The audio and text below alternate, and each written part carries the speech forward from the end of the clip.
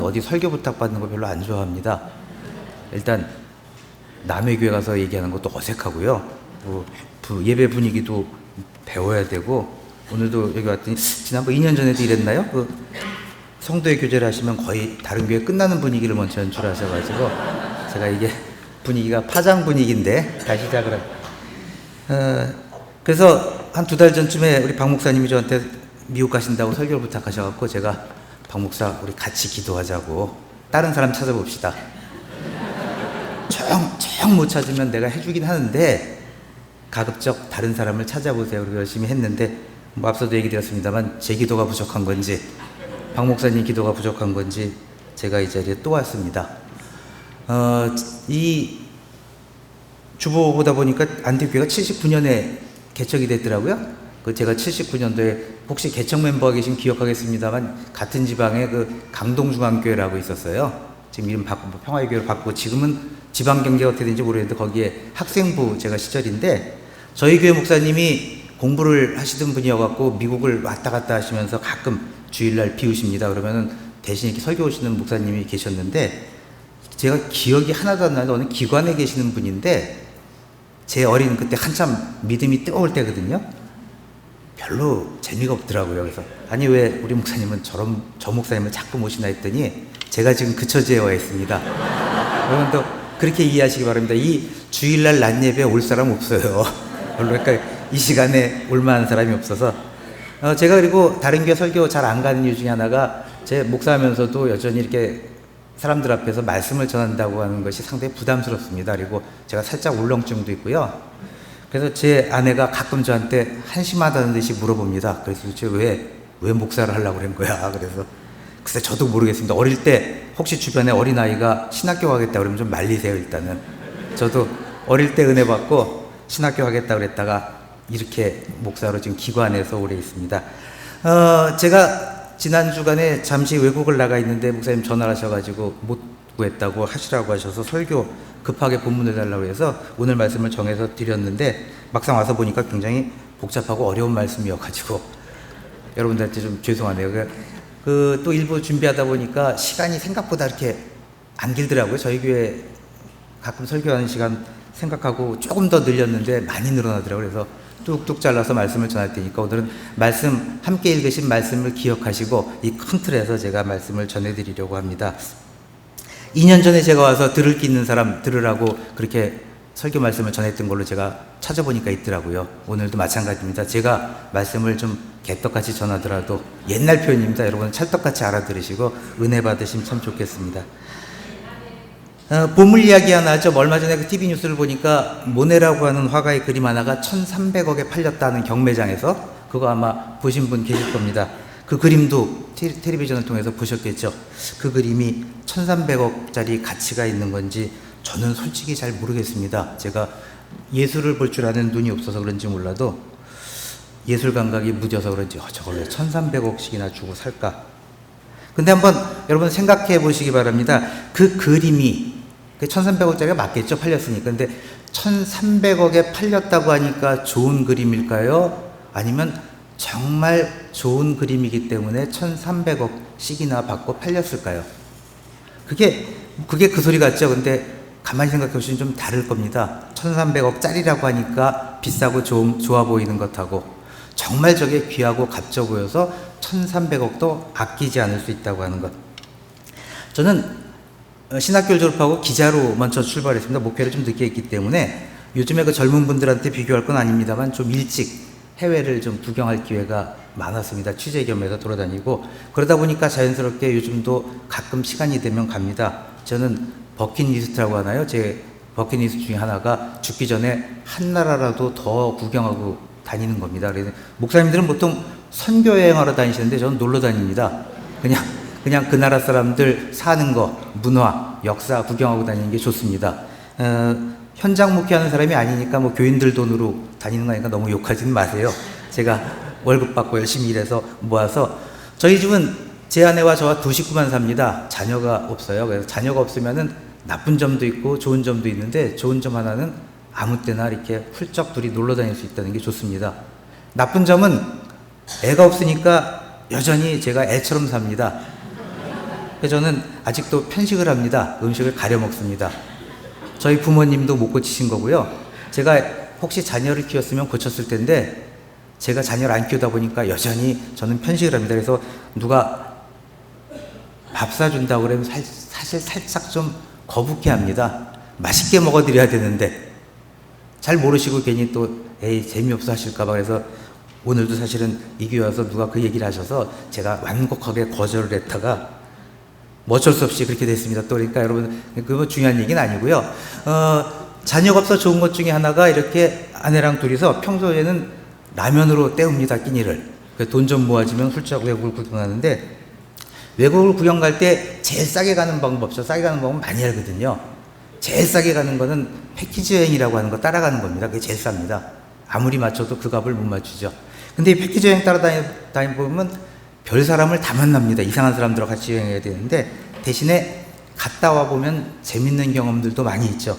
제가 말레이시아라고 하는 나라를 오래전에 여행한 적이 있는데 그때 패키지 여행으로 갔습니다. 그래서 같이 간 일행 중에서 재밌는 분이 한 분 계셨어요.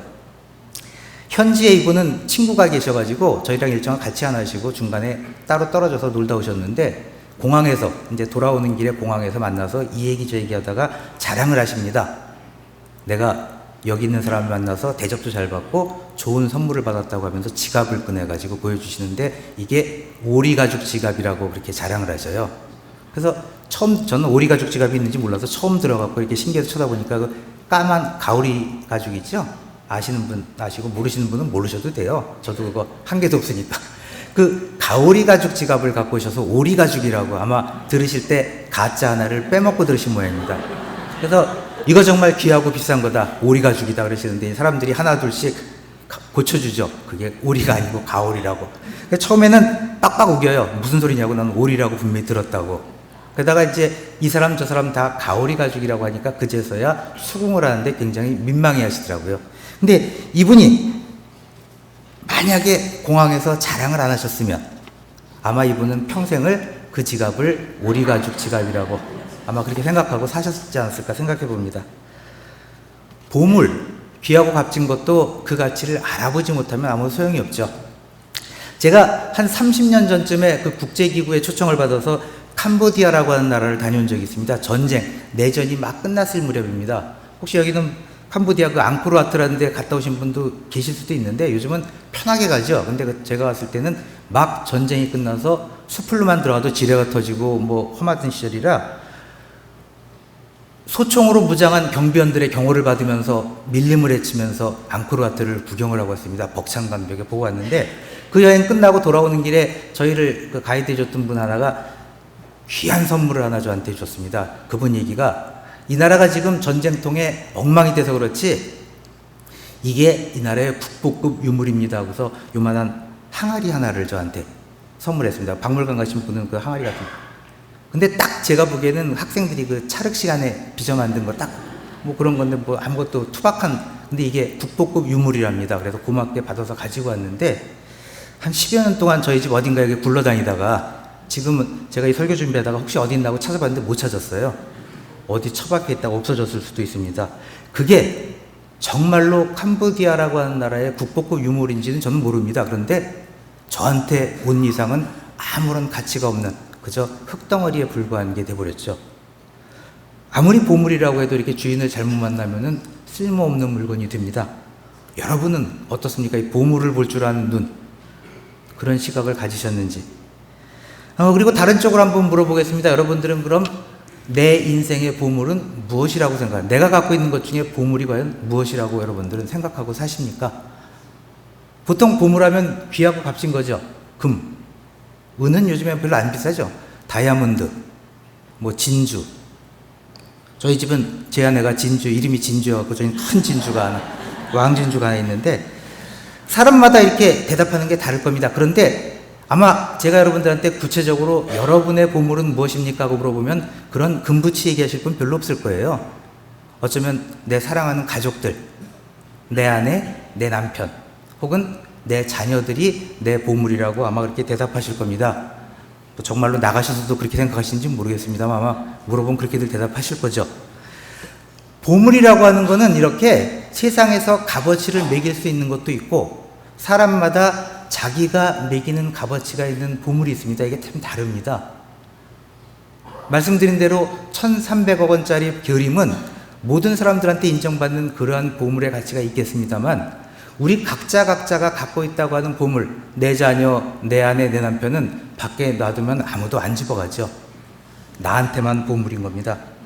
그런데 정말 인생의 정답은 내게 소중한 것이 진짜 보물입니다. 내 인생을 다 바쳐서 내 모든 것을 다 던져도 포기할 수 없고 가질 수밖에 없는 그것이 정말 내 보물이죠. 성경에는 보물에 대한 얘기가 많습니다. 보화, 보물. 그런데 성경에서 말하는 보물도 세상의 기준에서 말하는 보물은 아닌 것 같습니다. 성경 말씀을 가만히 보시면 보물 얘기가 좀 있는데, 마태복음 13장에 보시면 밭에 감춘 보화 얘기가 있죠. 어떤 사람이 밭에서 숨겨진 보물을 발견하고 얼른 그대로 묻어두고 기쁜 마음에 돌아와서 가진 것을 다 팔아서 그 밭을 샀다고 하는 얘기. 진주 상인이 진주를 찾으러 다니다가 정말 좋은 진주를 발견해서 마침내 자기 것을 다 팔아서 그 진주를 얻고 기뻐했다고 하는 얘기.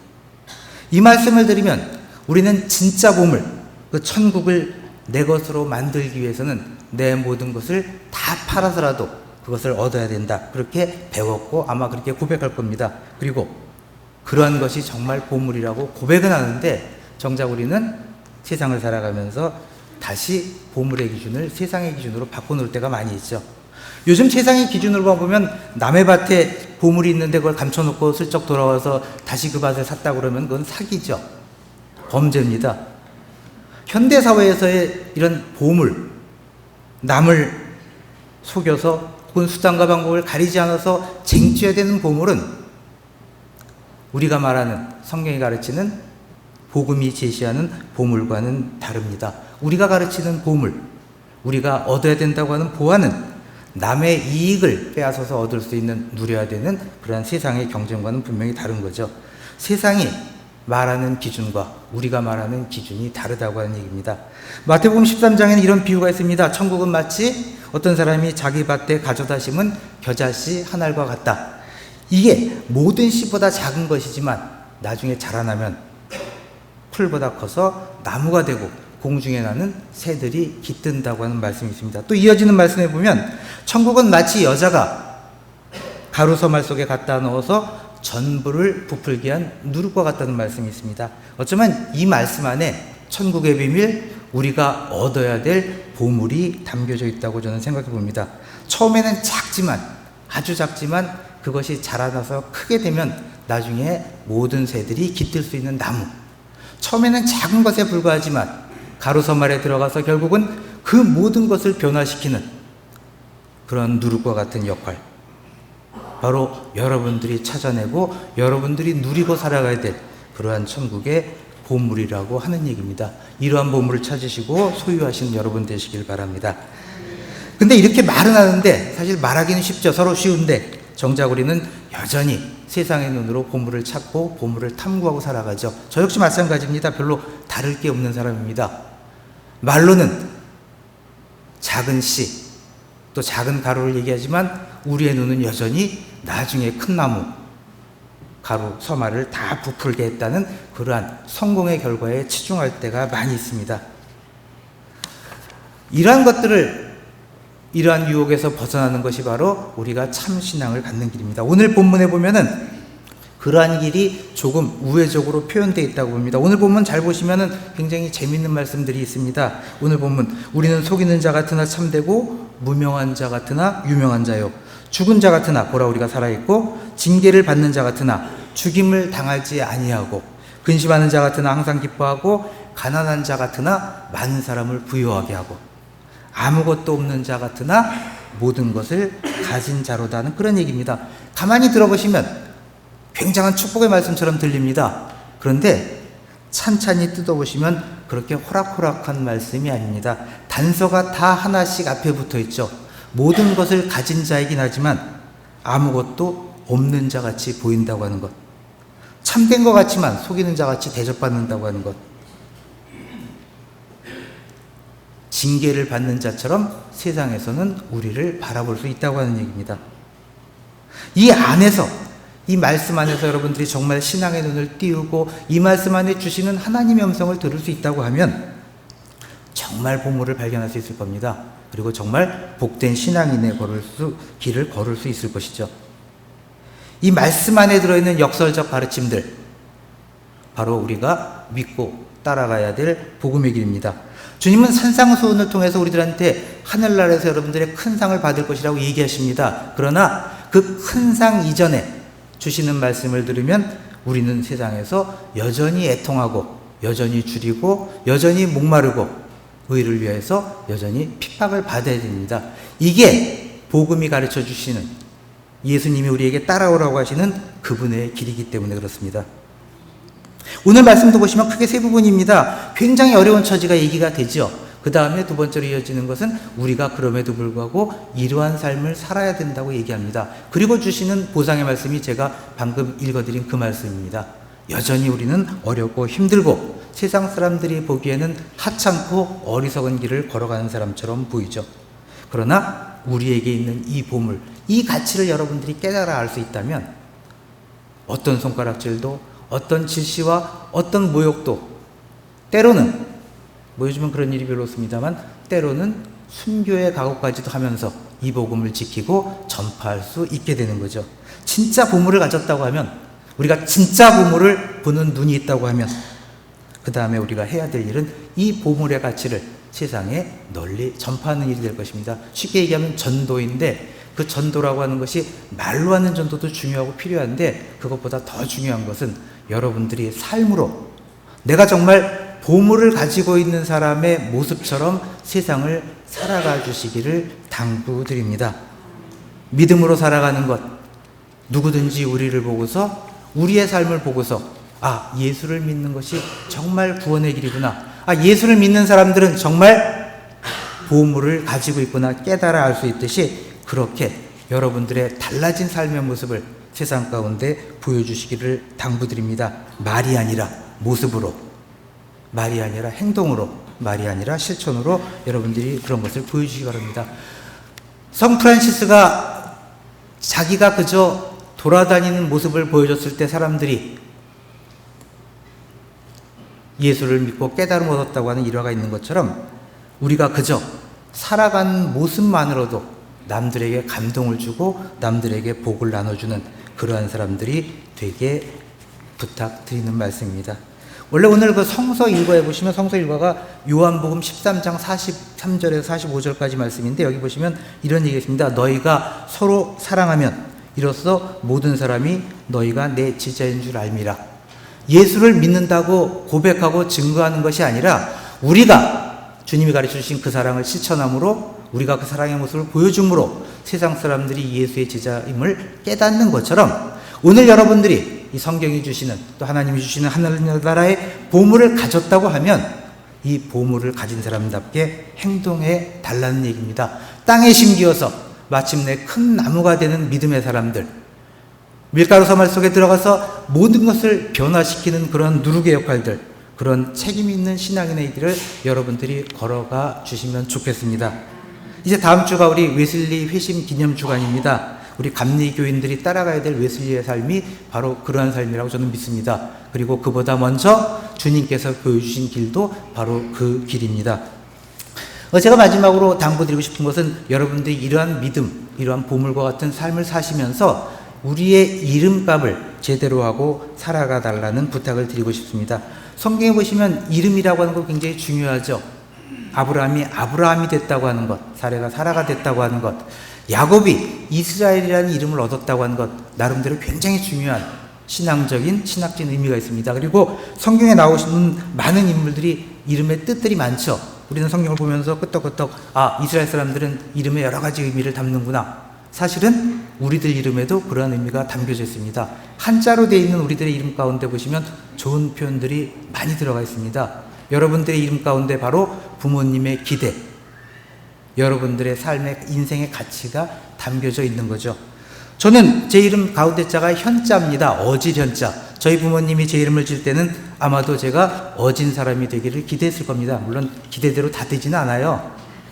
자녀가 자기 마음대로 되는 거 아닌 것처럼 저는 그렇게 어진 사람이 못 돼서 죄송하긴 한데, 아무튼 제 이름이 그런 뜻에서 지어졌다고 하는 것을 깨닫고 살아간다고 하는 것, 부모님이 나에게 그러한 기대를 걸었다고 하는 것을 깨달아 안다고 하면은 최소한 그렇게는 못 살아도 최소한 그렇게 살려고 하는 노력, 그러한 자세는 제가 갖는 거죠. 이름값을 하면서 살아가려고 하는 것. 우리들 하나하나에게도 아마 이름이 있습니다. 여러분들도 각자의 이름이 있겠죠. 그 이름 안에 부모님의 기대가 담겨져 있음을 깨달아 하시기 바랍니다. 그리고 가급적 그 이름값대로 사시길 바랍니다. 오늘은 특별히 우리가 좀 공통적으로 불린 이름에 대해서 좀 생각해 보려고 합니다. 우리는 신앙인이라고 불리죠. 기독교인. 조금 더 깊이 들어가면 감리교인이라고도 불립니다. 그리고 조금 더 구체적으로 얘기하면 여러분들은 안디옥 교회 교인들입니다. 이 이름에 걸맞는 그 이름값을 충분히 감당하시면서 살아가시기를 바랍니다. 이 이름 안에 있는 가치, 특히 안디옥 교회라고 하는 이 이름 안에 있는 가치, 뭐 제가 얘기하는 것보다 아마 여러분들이 더 잘 아시겠죠. 보통 그냥 일반적으로 성경에서 얘기하는 안디옥 교회는 선교적인 교회입니다. 아주 모범적이고 건강한 교회입니다. 이 이름값대로 여러분들이 살아가 주시면 좋겠습니다. 근데 이 이름값 하면서 한다는 거 참 어렵습니다. 생각보다. 오늘 초등학교 시험 문제 이런 게 나왔다고 합니다. 술에 취해서 거리에서 큰 소리를 지르고 노래를 부르는 것을 네 글자로 무엇이라고 하는가. 그리고 주관식으로 네 개의 빈칸이 주어지고 맨 마지막에 가자라고 하는 답을 제시해 줬다고 합니다. 뭐 쉽게 아시겠죠? 고성방가가 원래 답입니다. 고성방가. 근데 답이 아이들은 역시 생각대로 각각 나오는데 고음불가라는 답이 나왔다고 합니다. 그리고 이럴 수가. 그리고 미친 건가. 근데 선생님들이 가장 뒤집어진 대답은 그게 아닙니다. 아빠인가. 이 아이의 눈에 비친 자기 아빠의 모습인 거죠. 여러분 어떻습니까? 세상에서 여러분들은 어떤 모습으로 보여질까? 진지하게 고민하시고 책임 있게 세상을 살아가시길 바랍니다. 저는 이렇게 믿습니다. 또 이렇게 생각합니다. 우리가 오직 예수의 이름을 전파할 때에 그 오직 예수라는 이름만으로도 세상을 울릴 수 있어야 합니다. 우리가 감리교인이라고 하는 이름만으로도, 우리가 기독교인이라는 이름만으로도 세상 사람들의 존경을 받고 칭찬을 받고 부러움을 살 수 있어야 됩니다. 여러분이 안디옥 교회라는 이 이름만으로도 이 지역사회를 변화시킬 수 있는 그러한 위대한 힘을 가지고 살아가셔야 됩니다. 안디옥 교회라고 하는 이름을 사용하시는 여러분들이 선교적인 교회가 되시고 또 모범적이고 건강한 교회가 되셔서 이 이름값대로 이 지역사회를 변화시키고 나아가서 우리나라를 변화시키고 나아가서 세계에 복음을 전할 수 있는 그러한 역할을 감당하시기를 당부드립니다. 이렇게 살아갈 때 우리가 바로 믿음의 사람들이 되는 것이고 오늘 성경 본문이 얘기한 대로 하나님의 일꾼이 되는 것입니다. 오늘 말씀 한번 다시 생각해 보십시오. 우리는 세상에서 속이는 사람 같지만 진실한 사람입니다. 이름 없는 사람 같지만 유명한 사람입니다. 죽은 사람 같지만 살아있는 사람입니다. 징벌을 받는 사람 같지만 여전히 우리는 당당하게 세상을 이기며 살아가는 존재들입니다. 근심하는 사람 같지만 항상 기뻐합니다. 없는 것 같지만 우리는 많은 사람을 부유하게 만드는 능력이 있습니다. 아무것도 가지지 않은 것 같지만 우리는 천국의 보물을 가졌기 때문에 결국 모든 것을 가진 사람들입니다. 아무쪼록 이러한 분들이 되시기를 당부합니다.